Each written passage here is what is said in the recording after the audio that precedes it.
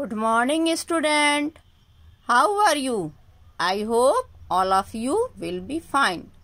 Today is 14th May. Class 2nd, Subject Hindi, Chapter 2, जंगल का दृश्य। बच्चों, जैसा कि आप जानते हैं, Chapter 2 आपका जंगल का दृश्य चित्रों पे आधारित है।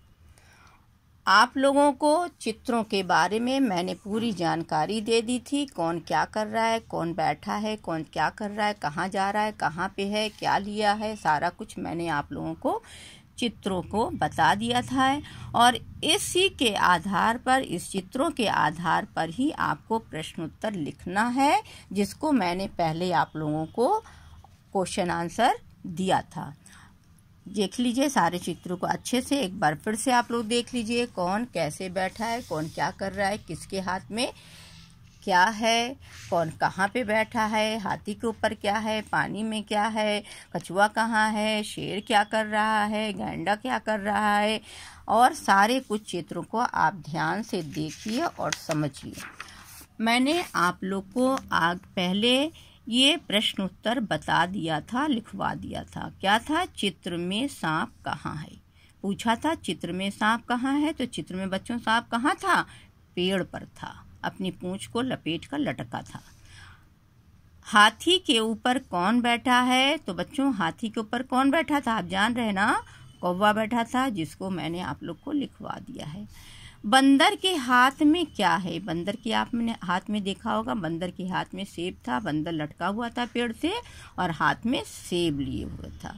ठीक, अब ये आपका घ वाला क्वेश्चन है, प्रश्न है कि भालू क्या कर रहा है। क्या पूछा गया है? चित्रों को आधार पे पूछा गया है। चित्र में देख के बताना है भालू क्या कर रहा है।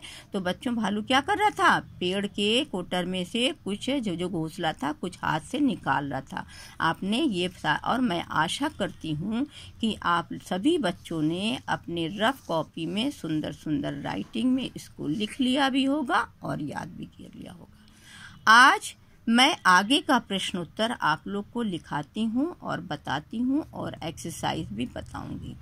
ठीक, देखिए प्रश्न नंबर अंगा, खरगोश क्या कर रहा है। आपको से पूछा गया है कि खरगोश क्या कर रहा है। तो बच्चों आपने चित्र में देखा था ना, खरगोश क्या कर रहा था?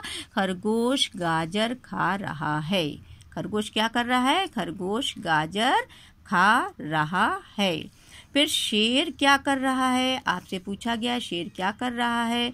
तो शेर को आपने देखा था जंगल के दृश्य में क्या कर रहा था। जब आप सभी जानते हैं कि शेर जो होता है क्या होता है? जंगल का राजा होता है। तो शेर चुपचाप बैठकर जंगल का निरीक्षण कर रहा है। शेर क्या कर रहा है? शेर चुपचाप बैठकर जंगल का निरीक्षण कर रहा है। अब प्रश्न नंबर 6 पूछा गया है, सबसे लास्ट प्रश्न आपका है, नदी के अंदर कौन कौन है। बच्चों आपने दृश्य देखा था, नदी में आपने देखा था ना कि कौन कौन था। पूछा गया नदी के अंदर कौन कौन है। तो देखिए नदी के अंदर बतख, हाथी और मगरमच्छ है। नदी के अंदर कौन कौन है? मगरमच्छ है, हाथी है और बतख है। ये आपका हो गया। ठीक है, ये 3 प्रश्न उत्तर ये हो गए। अब कौन कहाँ रहता है। बच्चों ये जानवर कौन कहाँ रहते हैं और उनके रहने के जगह को क्या कहते हैं मैं बताती हूँ। देखिए गाय कहाँ रहती है? तबेला इसको कहते हैं।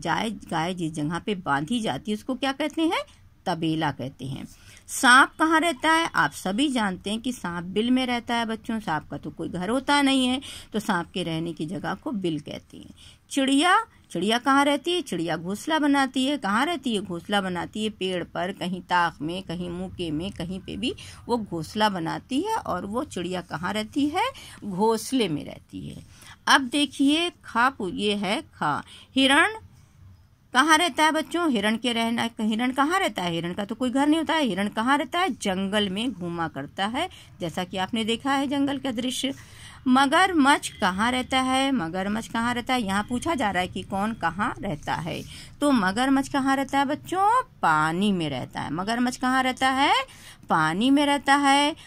और च पूछा गया है कि घोड़ा कहाँ रहता है। घोड़ा कहाँ रहता है, तो घोड़े की रहने की जगह को जहाँ पे घोड़ा बांधा जाता है बच्चों, उसको क्या कहते हैं? अस्तबल कहते हैं। तो अब आप ये समझ गए होंगे कि गाय तबेला में रहती है, सांप बिल में रहता है, चिड़िया घोंसले में रहती है, हिरण जंगल में रहता है और मगरमच्छ पानी में रहता है, घोड़ा अस्तबल में रहता है। अब आप लोग ये प्रश्न उत्तर को और ये कौन कहाँ रहता है अपने रफ कॉपी में सुंदर सुंदर साफ साफ लिखोगे और याद करोगे, और आप लोग का स्कूल खुलने के बाद ये सारे होमवर्क चेक किए जाएंगे, इसलिए आप लोग ध्यान से इस काम को करेंगे। Okay, bye.